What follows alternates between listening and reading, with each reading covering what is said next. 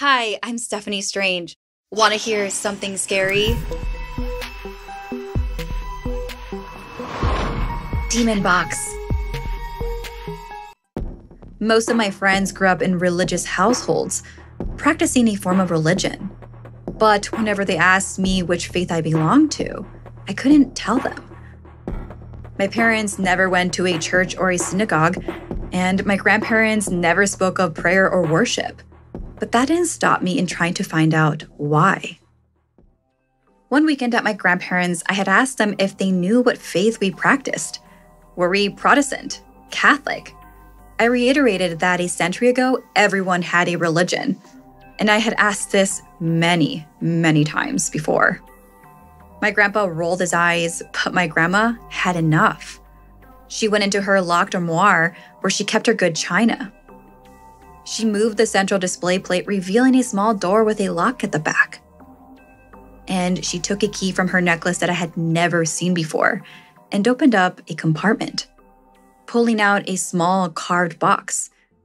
She turned and sat it in front of me. The detailing in the wood was ornate, with a pentacle carved into its top that gave me an eerie feeling. When Graham opened up the box, I was stunned by what was inside. It was horrific. Multiple human teeth, a token of human hair, an old gauze-like cloth stained with one drop of blood, and tiny scrolls of recipes. The smell was horrendous, and I started to gag. My grandfather stepped forward and snapped the box shut. He was clearly upset with my gram for showing me.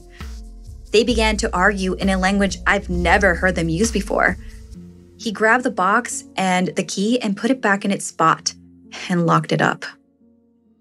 He reassured me our family no longer practices that religion, and they kept the box as a reminder of all the damage it had caused.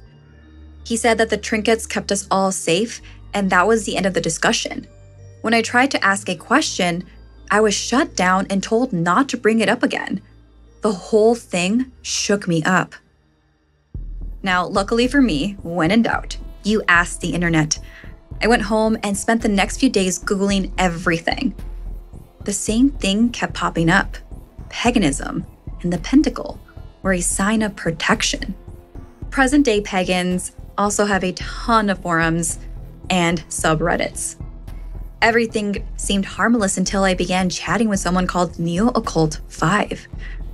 When I told them what I had seen in the box, they replied, not only was it old school, but it should have only be open in front of someone who was deliberately Wiccan, meaning they had essentially been baptized into the sect, which clearly I had not. They began to pray for me and my safety.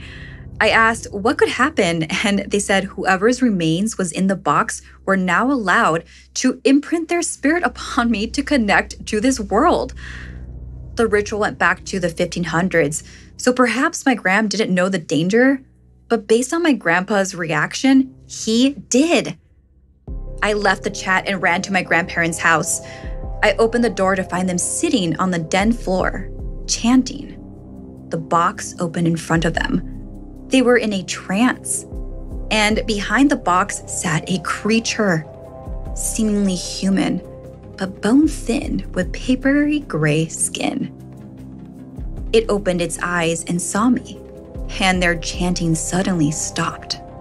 This was a creature whose remains I saw in the box, who, according to Neo-Occult5, was now imprinted on me.